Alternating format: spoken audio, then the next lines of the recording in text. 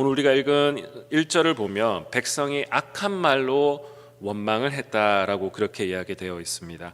그런데 그 원망을 들은 하나님이 들으시고 어떤 반응을 보이셨다고 성경은 이야기하고 있습니까? 진노하셨다. 그리고 하나님께서는 여호와의 불을 내리셔서 그 진영 끝을 불사르셨다라고 오늘 본문은 이야기하고 있습니다. 여러분, 공동체의 백성의 한 무리가 하나님 앞에 범죄했을 때 어떤 일이 벌어졌습니까? 그 자신뿐만 아니라 불특정한 공동체 사람들에게 피해를 입히고 있는 바로 그러한 장면을 민수기는 우리들에게 자세하게 묘사하고 있습니다. 자, 그런데 우리가 자칫 공동체 전체에 영향을 끼칠 수 있는 것들이 무엇이냐? 그들의 불만과 신중하지 않게 던졌던 그 말 한마디가 누군가에게는 이렇게 불특정한 다수에게 불심판으로 이렇게 상처를 가져다 오게 됩니다. 그 공동체 전체가 서로의 불화의 불구덩이에 빠지도록 그 섞여 사는 무리들, 하나님을 원망하게 하는 그 무리들이 그렇게 만들어 버리고 있는 것이죠.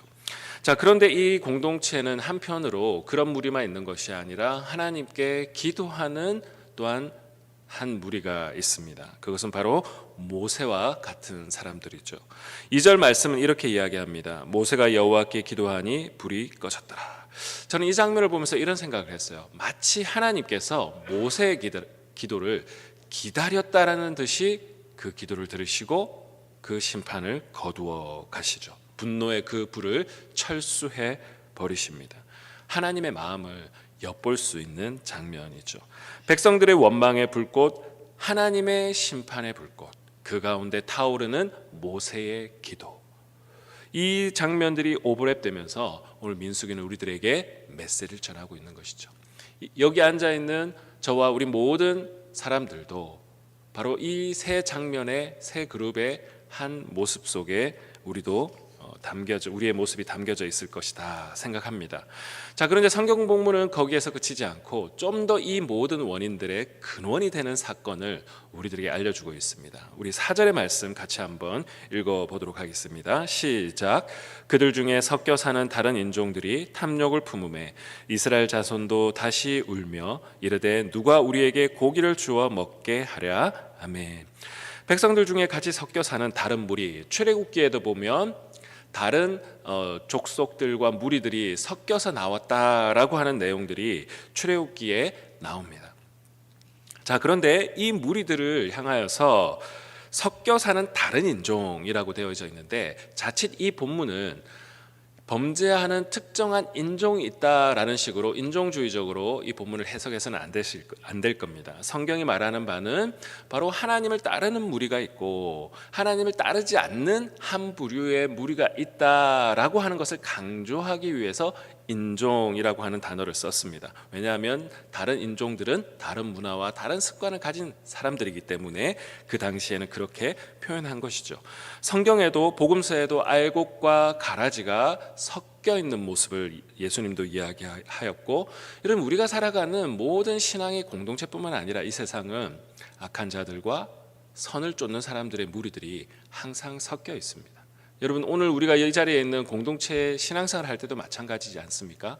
하나님의 선을 도모하기 위해서 모세처럼 기도하는 자가 있는 반면 끊임없는 악을 행하고 끊임없는 그런 하나님이 기뻐하시지 않는 모습을 시도하는 무리들은 항상 우리들과 함께 섞여 있다라고 하는 것이죠.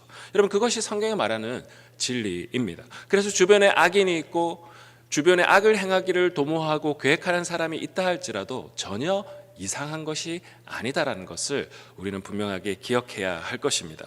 자, 그런데 이들의 무리가 뭐냐? 인종적이기 때문에 문제가 아니라 타인종이기 때문에 문제가 아니라 뭐라고 말하고 있습니까? 탐욕을 품었다라고 이렇게 이야기하고 있습니다.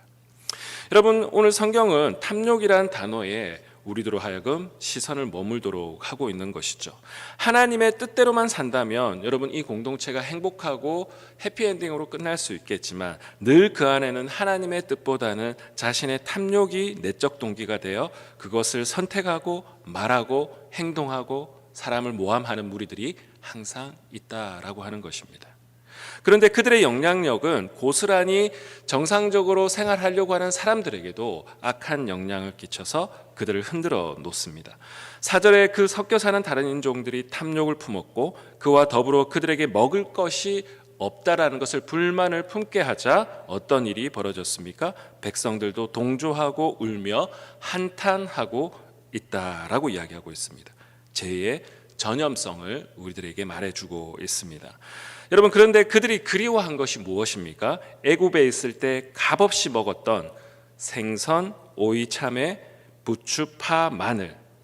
저는 이 음식들을 쭉 열거하는 내용들을 보면서 어떤 생각이 들었냐면 마치 옛날에 군대에서 휴가 나가기 전에 사회에 나가면 내가 무엇을 먹을까? 저도 그런 경험이 있거든요. 자, 그때 제가 IMF 때 군대에 있어가지고 초코파이가 오리온 초코파이에서 롯데 초코파이로 바뀌어가지고 조금 그때 나가면 꼭 내가 그 부드러운 오리온 초코파이를 먹으리라, 짜장면을 먹으리라, 짜장면만 먹으면 아쉽지 탕수육과 같이 먹으리라, 막 그런 엄청난 그 경험이 있기 때문에 저는 이 장면이 너무나 이해가 됐어요. 그러니까 이 목록들을 열거하면서 이야기하고 있지 않습니까? 여러분, 하나님은 그들의 애굽 땅 종되었던 집에서 값없이 그들을 구출해 주셨습니다. 그런데 그들은 오늘 본문에 보면 값없이 먹었던 그 음식만 생각하고 있습니다. 값없이 얻었던 은혜는 잊어버리고 값없이 먹었던 음식들만 생각하고 있는 것이죠.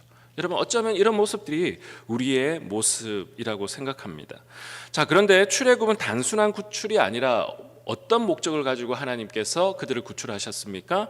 새로운 언약의 백성으로 그들을 새로운 정체성을 가지고 살아가도록 그들을 부르셨습니다. 그런데 그들은 하나님 나라의 새로운 언약 백성으로서의 정체성을 잃어버리고 이전의 과거의 그 애굽 시절로 어떻게 했습니까? 퇴행해버리는 모습을 보이고 있습니다. 그래서 6절에는 이렇게 표현하고 있습니다. 이 만나 외에는 보이는 것이 아무것도 없도다. 성경이 이렇게 표현한 것은 그들이 다른 많은 음식들을 그리워하면서 이제는 그들 앞에 있는 것은 만나밖에 없는, 어떻게 보면 그들의 현실들, 그들의 어떻게 보면 처참한 상황들을 자조적으로 표현하는 듯한 그런 표현이 만나 외에는 보이지 않았더라. 여러분, 이 표현의 행간에 있는 그 어떤 마음에 있는 그 어떤 모습을 우리가 읽어내는 것이 참 중요하다라고 생각합니다. 여러분, 지금 현재 우리가 불만족하면 우리는 어떻게 됩니까? 과거로 퇴행할 수밖에 없습니다. 그리고 그 마음 가운데 욕망이 내적 동기가 되면요, 나는 분명 하나님의 뜻대로 살기로 결정했는데 내가 살아가는 모든 삶의 모습들은요, 과거의 옛사람의 모습으로 행동하고 판단하고 말하고 살아가게 되는 것이죠. 여러분, 이게 바로 신앙의 퇴행입니다. 겉으로는 선한 것을 이야기하고 겉으로는 하나님의 뜻을 이야기하지만 오히려 여러분, 그런 사람을 조심하십시오. 겉으로는 하나님의 이야기를 굉장히 드라마틱하게 이야기하는 사람들, 그런데요, 현실은 오히려 반대의 삶을 살아가는 사람들이 이 땅에는 너무나 많다라는 것을 우리는 경계해야 되고, 우리들 안에도 그런 위험성이 있다라는 것을 우리는 늘 경계해야 됩니다. 왜 그렇습니까? 탐욕이 우리로 하여금 퇴행하게 만들어버리는 것이죠. 오늘 본문은 우리들에게 바로 그것을 보여주고 있습니다. 우리가 이민 생활을 하다 보면 여러 가지 난관에 부딪히죠. 그것이 언어의 문제, 문화의 문제, 경제적인 문제, 관계의 문제, 미래에 대한 불투명함. 여러분, 그런데 신앙의 사람들은 이러한 위협이 있다고 해서 결코 과거로 퇴행해서는 안 되는 사람들입니다. 그런데 여러분, 어느 때 자기의 진짜 밑바닥이 드러나느냐? 문제가 생기고 내 삶의 문제들이 해결되지 않을 때, 내 뜻대로 이 일들이 풀려지지 않을 때 과거로 퇴행하기 시작합니다. 자기 연민에 빠지고 자신을 원망하고 주변을 원망하고 결국 하나님을 원망하게 되는 것이죠.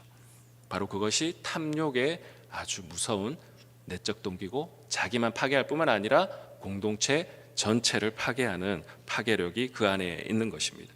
그래서 그것을 놓고 오늘 10절에서 이렇게 이야기를 하고 있는데요. 여호와의 진노가 심히 크고 모세도 기뻐하지 아니하니라.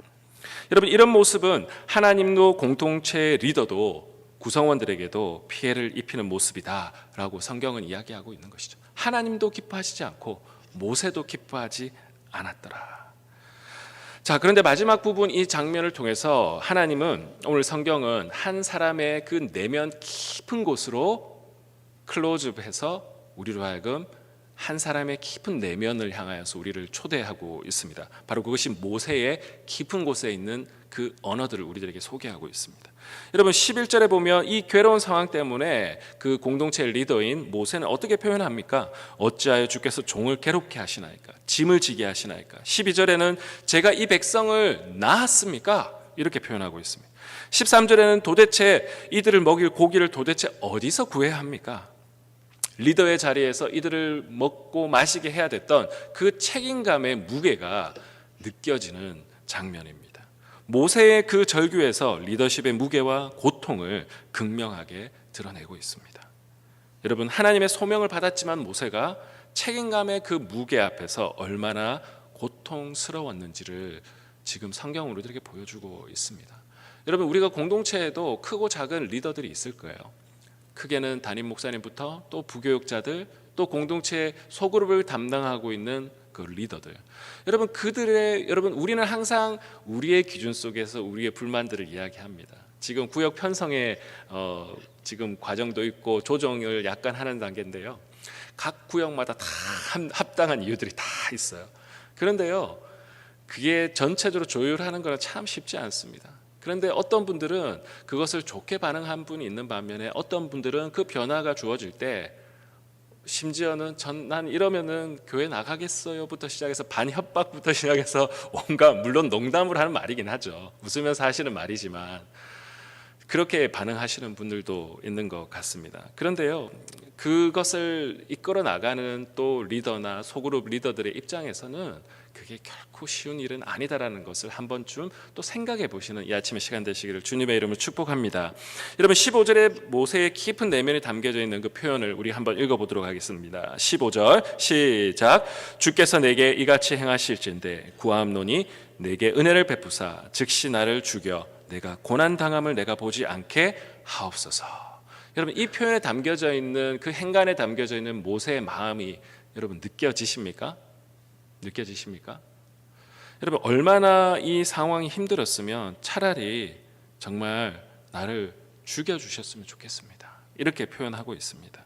여러분, 그런데 저는 이 장면을 보면서요, 여기서 이야기가 끝나는 것이 아니라 16절 이하에 우리가 읽지는 않았지만 하나님은 이 모세의 절규와 탄성을 모세의 기도로 받으시고 실제로도 기도했지만 그 탄성 자체를 하나님께서는 기도로 받으시고 응답하십니다. 그런데 그 하나님의 응답은 결코 추상적이지 않습니다. 실질적입니다. 하나님은 어떻게 응답하십니까? 장로와 지도자들이 될 만한 70명을 뽑게 하시고 그들에게 하나님의 일을 위임하도록 하십니다. 그들이 함께 짐을 담당하고 모세 혼자 담당하지 않을 것이다 라고 하나님께서는 실질적인 하나님의 응답을 하고 있습니다. 여러분, 우리가 살아가는 세상에는 늘 알곡과 가라지, 믿음의 사람과 욕망의 사람이 섞여서 살아갑니다. 그 가운데 진짜 하나님의 뜻을 행하는 사람들은 그 가운데 절규하고 탄성하며 그 가운데서도 하나님의 뜻대로 살기를 결정하고 결코 악을 행하지 않으려고 몸부림치고 하나님의 원하시는 그 방향대로 살아가려고 절규하고 탄성하고, 때로는 정말 모세의 15절처럼 하나님 죽을 것 같습니다 라고 이렇게 표현할 정도로 하나님 앞에 탄식할 때 하나님은 그것을 기도로 받으시고 우리들에게 하나님의 응답을, 추상적인 응답이 아니라 구체적인 응답을 하시는 우리의 주님인 줄로 믿습니다. 여러분, 하나님 나라에서 때로는 우리의 절규가 역사를 바꾸고 공동체를 다시 한번 세워나가는 하나님의 통로가 됨을 우리는 이 본문을 통하여 믿어야 할 것입니다. 오늘 이 아침에 탄식의 기도, 믿음의 기도를 주님 앞에 올려드려 우리를 통해 하나님의 크신 역사 속에 부름받는 저와 우리 모든 성도님 되시기를 주 예수 그리스도의 이름으로 축복합니다. 기도하겠습니다. 하나님 아버지, 우리도 우리의 인생을 살아갈 때에 원망스럽고 때로는 탄식이 튀어나오는 일들을 겪을 때가 너무나 많이 있습니다. 모세처럼 절규하며 하나님 앞에 부르짖어야 할 때도 있습니다. 하나님, 이스라엘 백성들처럼 과거로 퇴행하는 인생들이 아니라 하나님, 그 어떠한 상황 가운데도 주님의 뜻대로 살아가려고 몸부림치는 저와 우리 모든 성도님들 다 될 수 있도록 이 아침에 축복하여 주시옵소서. 감사함을 드리며 예수 그리스도의 이름으로 기도드리옵나이다. 아멘.